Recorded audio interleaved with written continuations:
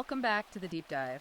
I have to say, right off the bat, if you are listening to this right now, you need to hit that like and subscribe button. Absolutely. Seriously, do it right now. Because the algorithm, well, it does not like what we are about to unpack today. Yeah. We're diving into something that feels less like a typical book review and a lot more like we've just unsealed a classified document from an active war zone. It certainly reads exactly that way. It's dense, it's very aggressive, and it is completely unapologetic about its stance. Yeah, we are looking at the explosive new ebook by Conrad Riker, and get ready for this title, because it tells you exactly what you're in for.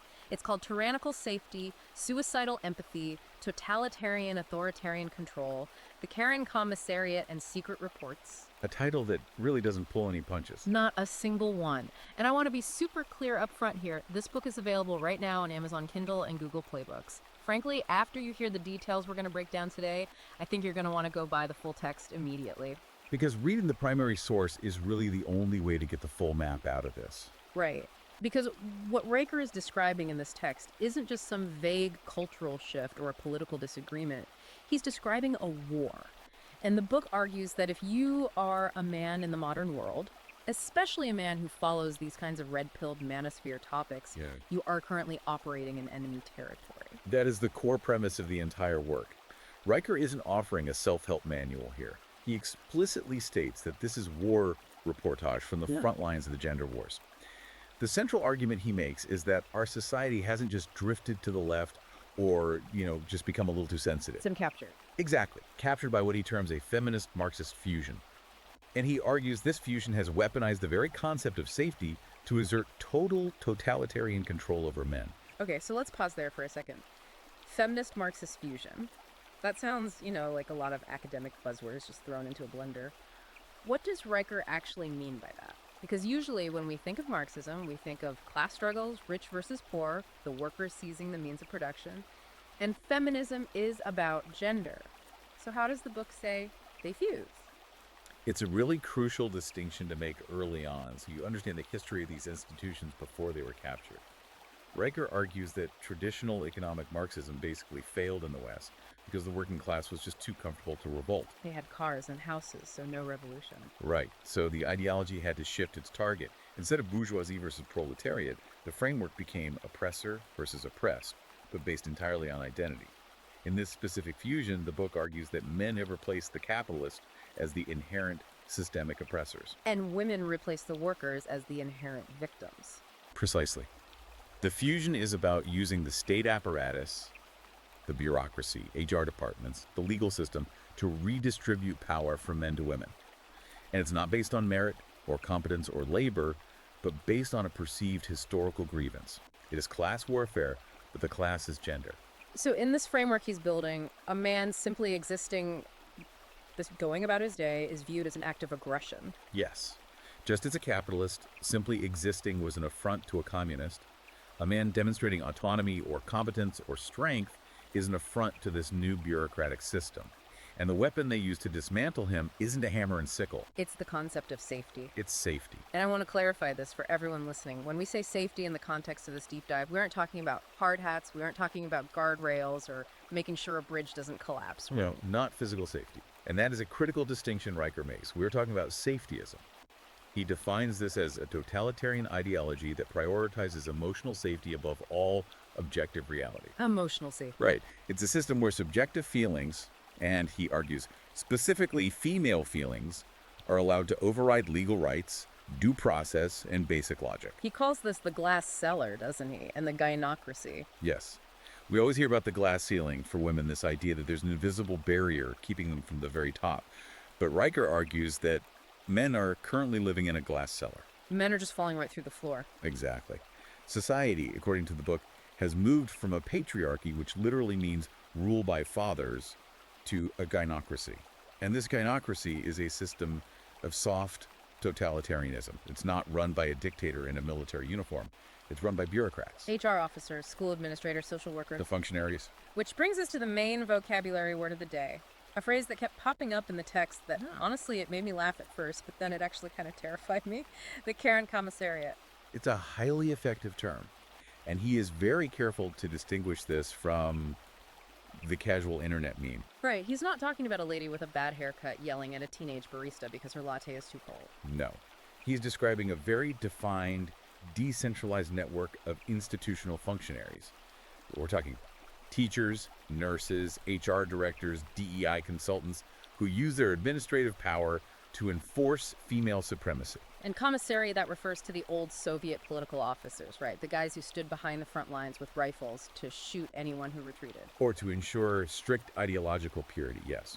In the Soviet Union, the commissar's entire job was to make sure the soldiers and the workers were thinking the correct thoughts. Right? Riker argues that the modern HR director or diversity officer serves the exact same societal function. They don't actually produce anything. They don't build houses. They don't code software. They don't sell products. Their sole function is to police the language and behavior of the men who do the actual work.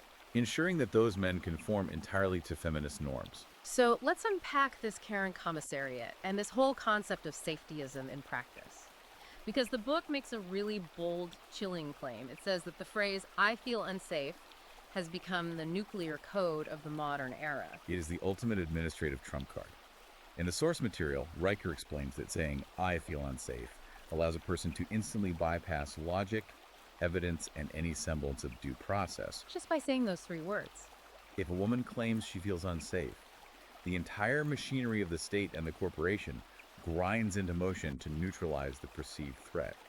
And it doesn't matter if an objective threat actually exists. But let me play devil's advocate here for a second, just to represent the other side of the argument. If someone says they feel unsafe, shouldn't we as a society listen to that? I mean, gut instincts evolved for a reason. If a woman is walking down a dark alley at night and feels unsafe, isn't that a valid primal instinct? In a pure survival situation, absolutely. Trust your gut, run away.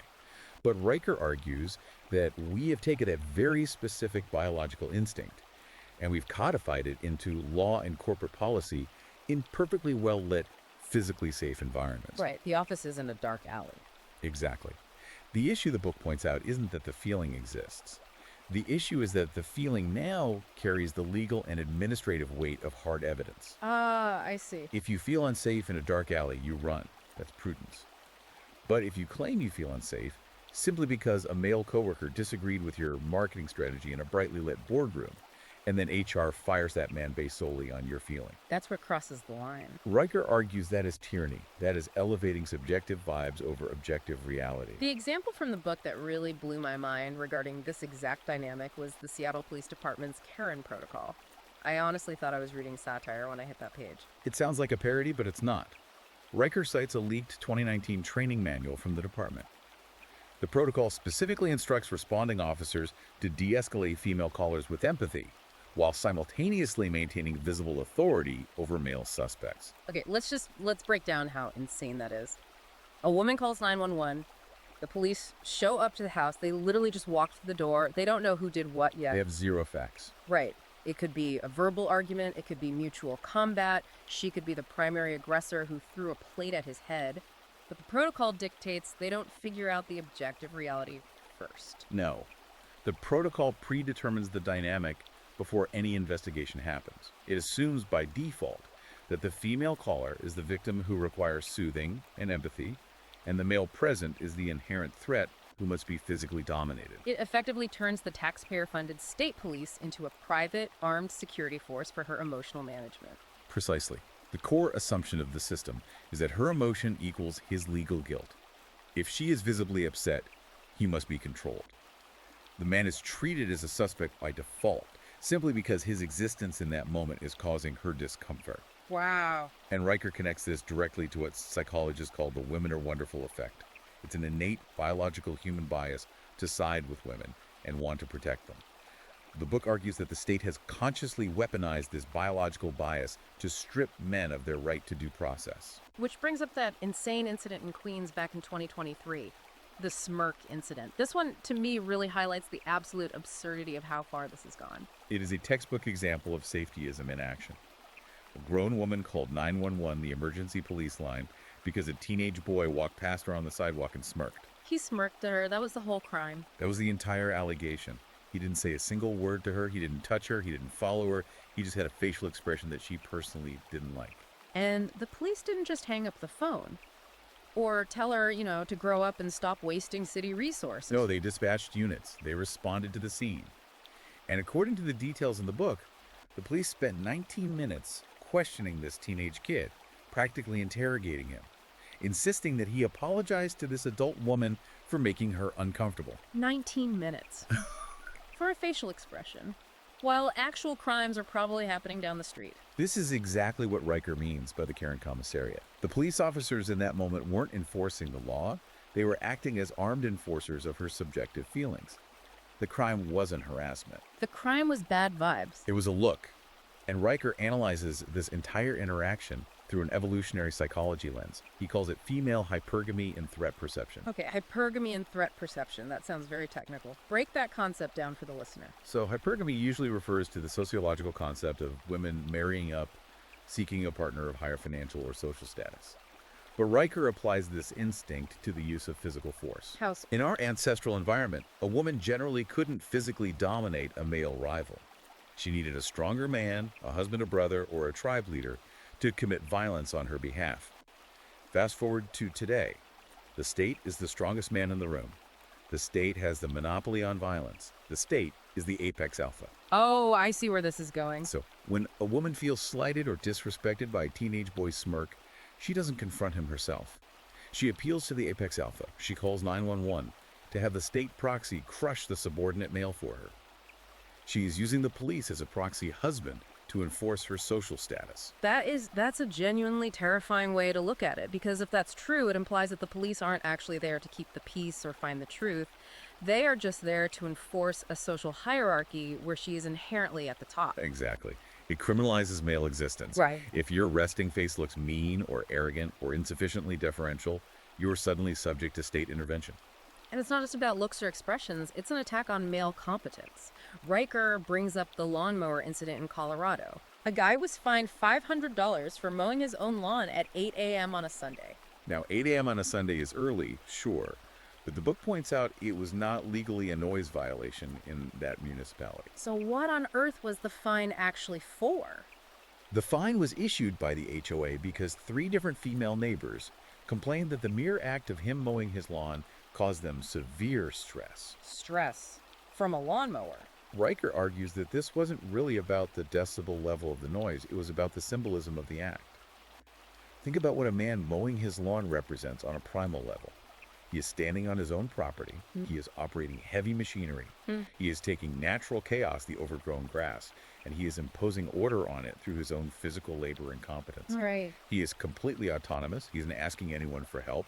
He isn't convening a committee meeting to discuss the lived experience of the grass. He's just getting the job done. And that raw, unilateral autonomy is deeply offensive to the Karen Commissariat.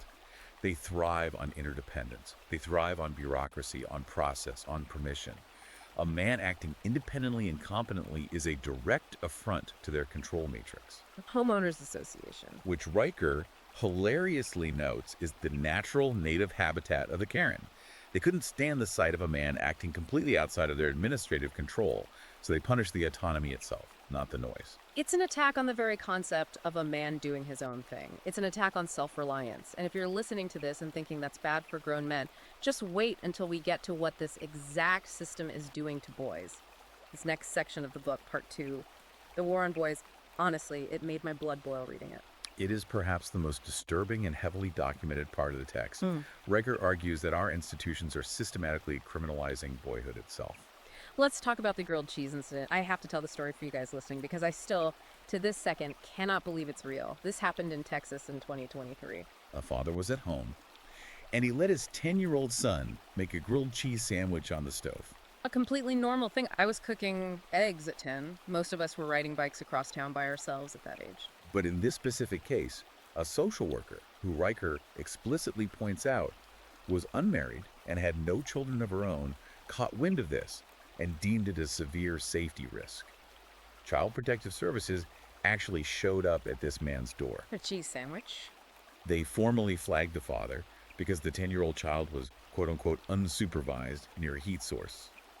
Riker uses this horrific overreach to illustrate the institutional shift from what used to be the reasonable parent standard to the new reasonable bureaucrat standard. Break that down. What's the difference between those two standards? Historically, the law used the reasonable parent standard. It asked, is this action something a normal, loving, everyday parent would allow? Letting a 10-year-old use a stove? Yes, obviously. But the new reasonable bureaucrat standard asks a totally different question. Is there any conceivable scenario, however mathematically unlikely, where this action could result in a lawsuit, an injury, or a PR nightmare? If the answer is yes, the action is forbidden. Bureaucrats are professionally risk-averse. And they don't care about the child's development. Exactly. And Riker notes that the people making these life-destroying calls are increasingly from that childless, divorced demographic. They have absolutely no skin in the game when it comes to raising capable humans, yet they've appointed themselves the supreme arbiters of all parenting. Which ties perfectly into the Michigan father who was literally arrested for child neglect. Because he let his kid walk to the park. By himself. Yes, a 0.6-mile walk. Yeah. A 10-year-old boy walking less than a mile to a neighborhood park in broad daylight. And the father was handcuffed and arrested. This is exactly what Riker refers to as the safety trap. We aren't protecting these kids from actual kidnappers or predators. We are protecting them from their own independence. We are protecting them from developing competence. Riker makes a profound argument here. Boys become men through engaging with risk. You climb a tall tree, you fall out of it, you learn how gravity works. You use a pocket knife, you cut your thumb, you learn a deep respect for the blade. You learn boundaries. If you surgically remove all risk from a boy's environment, you permanently prevent him from upgrading his mental operating system to man. You keep him trapped in a permanent, docile state of infant dependency, which makes him very easy to manage. And this indoctrination, it starts the second they step into a classroom. Riker describes the modern public education system as a feminist leviathan. He cites an unbelievable case from Ontario where a 10-year-old boy was given a formal out-of-school suspension for giving a classmate a high five. A high five? How do you suspend a child for a high five? Did he hit him in the face? No. A female teacher witnessed it and officially labeled it inappropriate physical contact. You have got to be kidding me. The book argues that boys inherently express themselves through physicality. Roughhousing, wrestling, high fives, constant movement. Biological. But the modern school system, which the text notes is dominated by female teachers at a rate of 78%, views as totally normal male behavior as a dangerous pathology. They treat the classroom like a minimum security prison. Exactly. A prison where quiet compliance is the only recognized virtue. When these teachers see a boy reaching out to high-five a friend, they don't see male camaraderie, they see incipient violence. They see a threat to their orderly environment. So they are actively teaching young boys that their own bodies are weapons, that their natural, healthy instinct to touch and bond with their peers is somehow morally bad. It is creating an entire generation of young men who are touch-starved and fundamentally terrified of their own physical presence in the world. And then, of course, there's the overt ideological programming. Riker highlights the pronoun round incident in Oakland. This was the story about the third grade classroom, right? Yes. A new school year, the teacher goes around the room. An 8-year-old boy introduced himself and confidently said his pronouns were he and him. The teacher immediately corrected him in front of all his peers, saying, "We don't assume," effectively shaming this child for being certain of his own biological gender. And the book says the kid went home in tears. He did. It's like they're actively running psychological operations to break them, breaking their basic tether to reality. That is precisely Riker's argument. He calls it a re-education camp.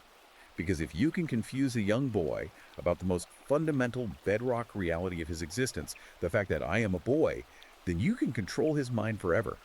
If he can't trust his own eyes and his own body, he has to rely entirely on the authority to tell him what is real. Wow. And Riker points out that this psychological dismantling is not happening in a vacuum. It is coupled with the systemic exclusion of boys from male-led STEM initiatives. The book cites data showing that despite strict Title IX rules mandating equality, 80% of targeted STEM funding in certain districts is being quietly funneled into female-only enrichment programs. So, just to summarize the school experience for a boy today. You are punished for acting like a boy, you are shamed for identifying as a male, and then you are locked out of the accelerated academic programs that could actually help you build a successful future. And if a boy naturally reacts to this incredibly hostile environment, if he fidgets in his chair, if he gets frustrated, if he stops paying attention, he isn't treated as a boy reacting to a bad system. He is diagnosed. Riker talks extensively about the pathologizing of masculinity. Normal boy behavior is slapped with a medical label like ODD, oppositional defiant disorder, or ADHD, and then medicated into submission. The stick gun incident in Portland captures this perfectly. Just kids playing cops and robbers on the playground with sticks they found in the dirt. And the school administration flagged it as a trauma trigger. They initiated a lockdown protocol. They treated imaginary, unstructured play as an active violent threat.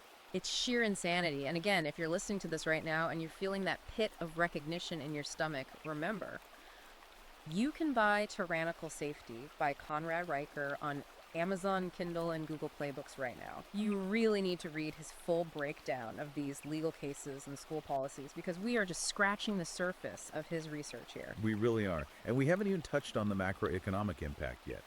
Because this institutional war on male competence doesn't stop at graduation.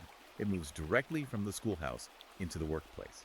Right, which brings us to part 3 of our deep dive, the end of merit and economic castration.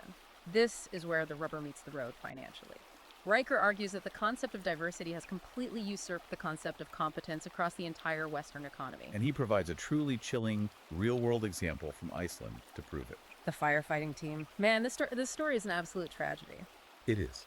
In Gothenburg, there was an elite, all-male firefighting response team. Riker notes in the text that they were independently audited and found to be 100% effective. No structural failures.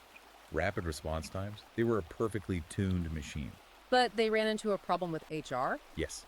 They refused to hire a female applicant because she completely failed the mandatory physical strength requirements. She couldn't lift the gear. Which makes perfect logical sense. If you physically cannot carry the heavy hose up 3 flights of stairs, or carry a 200-pound unconscious man down a ladder, you cannot do the job. A burning building doesn't care about your gender identity. It only cares about physics. In a sane, meritocratic world, yes.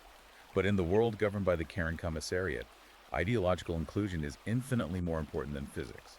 The city administration disbanded that entire elite all-male team. Just fired them. Reassigned or let go.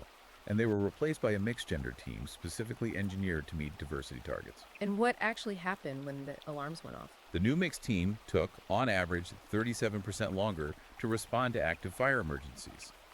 And Riker explicitly states in the book that this massive delay in response time directly led to lost civilian lives. People died. Innocent people burned to death in their homes because the city bureaucracy cared more about taking a photo with a woman on the fire truck than actually getting water onto the fire. Exactly.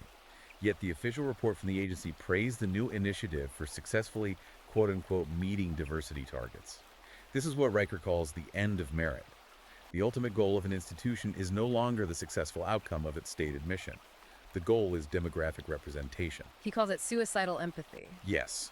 We empathize so deeply with the woman who wants to play firefighter that we are perfectly willing to let the community burn to the ground to protect her feelings. And this exact same dynamic is destroying hard science, too. He brings up the NIH grants. The National Institutes of Health. In 2023, 68% of specific research grants were awarded to women. Now, a casual observer might just think, well, maybe the female scientists just had better research proposals that year. But Riker pulls the actual data. The data shows that men submitted 79% of the total applications. And crucially, the male applicants had significantly higher blind peer review scores on the actual hard science of their proposals. So the men objectively had the better science, as judged by blind peers, but the grant money was still overwhelmingly handed to the women. Correct. It was an administrative redistribution of resources based on gender, ignoring the merit of the proposals. That is, that's just institutional theft. That's theft of opportunity. But worse, it's theft of human progress. If you are actively suppressing the best medical or scientific ideas simply because they originated from men, you are intentionally stalling human civilization. And it leads directly to what the book labels the corporate trap. Look at the Salesforce corporate example. Riker details in this chapter. A male project manager delivered a massive software rollout on time and significantly under budget. By every traditional metric of business, it was a massive success. But he got punished. He was formally demoted. Why? He saved the company money. Because a female subordinate filed an HR complaint claiming his quote-unquote assertive communication style made her feel stressed during the project sprint. There is that magic word again, stressed. Riker argues that the very definition of leadership has been rewritten to penalize men. Command presence, which has historically been absolutely necessary, To navigate a crisis or drive a high-stakes project across the finish line is now officially coded as toxic. So what are you supposed to do? You are supposed to utilize collaborative facilitation. So you can't be a boss anymore. You can't give an order. You have to be a what? A glorified camp counselor. Essentially, yes. The source material argues that this linguistic shift is a deliberate, calculated strategy to purge highly competent men from corporate hierarchies. If you are effective and driven, you are labeled intimidating. If you are direct and clear, you are labeled abusive. The system actively filters out high testosterone, high competence men and fills the executive ranks with compliant, agreeable managers who prioritize feelings over profit and won't ever rock the ideological boat. Which forces men into what he calls the double bind. And I think every single guy listening to this deep dive right now has felt this trap closing on them at some point. The misandrous double bind. It is incredibly insidious. Modern society constantly screams at men to be more vulnerable, to open up, to share their feelings, to stop being so stubbornly stoic. Tear down the walls, they say. It's a trap. It's a complete trap. Riker points to extensive data from the Harvard Business Review showing that when men actually do show vulnerability or admit weakness in a professional setting, they are subsequently rated 43% less competent by their peers and managers. So if you remain stoic and keep your head down, you are written up for toxic masculinity. But if you actually do what they ask and show vulnerability, you are viewed as pathetic and incompetent. Exactly. You literally cannot win. And you noted it perfectly. It's a catch-22. It's a psychological mechanism designed to keep men constantly off balance and anxious. If you lead decisively, you're dangerous. If you step back and follow, you're weak. It forces men into a state of permanent paralysis. And if you think the corporate workplace is heavily rigged against you, wait until you hear about the legal system. Part 4 of the book deals with what he calls the family court plantation. And let me tell you, Riker does not use that word lightly. No, he doesn't. He views the modern architecture of marriage and divorce laws as a literal form of state-sanctioned indentured servitude for men. He notes a stark statistical reality. Men pay roughly 80% of the net income taxes in this country, yet they possess zero collective political power as a voting bloc to protect their own interests. They just fund the machine that crushes them. He describes the Karen state using those exact male tax dollars to fund the state-sponsored alienation of fathers from their own children through family court judgments. He spends a lot of time talking about the Duluth model. Now, I've heard this term thrown around in manosphere circles before, but I didn't realize how legally pervasive it actually was until I read this. It is the foundational framework used in almost all domestic violence intervention programs and police trainings across the United States. Riker claims it is built on a radical feminist theory that fundamentally assumes male guilt by default. Really? By default? Yes. The Duluth model views domestic violence not as a complex interpersonal conflict or psychological issue between two specific people, but as a systematic patriarchal attempt by men as a class to control women as a class. Okay, so practically speaking, if police arrive at a house for a domestic dispute, this model actively instructs them to look at the man as the inherent villain before they even ask a question? Yes, and it gets worse. Even if the woman is actively hitting him, even if he has scratch marks on his face, the model often categorizes her violence as acceptable violent resistance to his invisible patriarchal power. That's insane. It creates a permanent legal lens where the man is always, by definition, the perpetrator, and the woman is always, by definition, the victim. Completely, regardless of who is actually bleeding on the living room floor. So you are guilty simply because you possess a Y chromosome? In practical legal application, yes. And this ties directly into the weaponization of mandatory reporting laws. Riker views these laws as the primary civilian surveillance engine of the Karen Commissariat. Because teachers, doctors, therapists, coaches, they're all legally mandated to report any suspicion of abuse, right? That's the key word, suspicion. Not proof, not evidence, mere suspicion. And the statistics Riker pulls are horrifying. He cites data showing that in certain California counties, the rate of entirely false or unsubstantiated reports exceeds 40%. 40% false. That is a staggering, catastrophic failure rate for any system, let alone one that tears families apart. Almost half of all reports are baseless. And here's the absolute kicker that Riker highlights. There is zero legal penalty for the false accuser. A teacher or a bitter ex can completely destroy a man's reputation, have armed agents take his children away in the middle of the night, ruin his career, drain his bank account in legal fees, and if a judge finally rules that it was all a fabricated lie, Nothing happens to her. oops, just a mistake. Zero consequences for the false reporter. The story of the Wisconsin father really drove this home for me. The push-up dad. This is a classic, tragic example of this cultural conflict playing out. A father instructed his son to do 10 push-ups as a minor discipline for talking back disrespectfully. 10 push-ups. That is literally nothing. That's a warm-up in gym class. Frankly, it's good for the kid's health. To you and me, and to most of human history, it is standard, healthy discipline. But to the childless, divorced female teacher who overheard the boy complaining about it the next day, to her, it was severe emotional abuse. Unbelievable. She immediately reported him to CPS. Riker argues she was simply projecting her own ideological discomfort with traditional masculinity onto this father's totally normal parenting style. And the state, with its unlimited resources, backed her up. They opened a formal investigation, they interrogated his kids, they intruded into his private home, all because a functionary felt that push-ups were, quote-unquote, too harsh. And it's getting broader, isn't it? Because of the safety trap we talked about earlier, the very legal definition of abuse is being stretched to include something called coercive control. Coercive control is the terrifying new frontier of family law. Riker explains that in several jurisdictions, abuse has been redefined to include non-physical things, like rolling your eyes during an argument, disagreeing on parenting styles, or managing the family finances in a way she doesn't personally agree with. Wait. So if you sit down and argue with your wife about the monthly budget, saying we need to spend less, you can be classified as a criminal abuser. If she claims to a judge that she felt unsafe or financially controlled by your argument, potentially, yes. Riker points out that this effectively criminalizes normal disagreement in a relationship. It hands the woman a nuclear button she can press at any given moment to instantly eject the man from his own home and seize his assets. Man, it's just overwhelming to listen to. It feels like the walls are rapidly closing in on every single side for guys. The schools hate you. The corporate workplace wants to demote you. Your home life is a minefield. The legal system assumes you're guilty. It is a bleak picture. And this is exactly why you need to go buy it and read the actual book. Riker doesn't just leave us rotting in the pit. Part 5 of the book is about the cure. It's about the red pill and this concept of praxa. Yes. This is the crucial pivot in the text, from diagnosis to actionable cure. Riker is explicitly targeting red-pilled men here.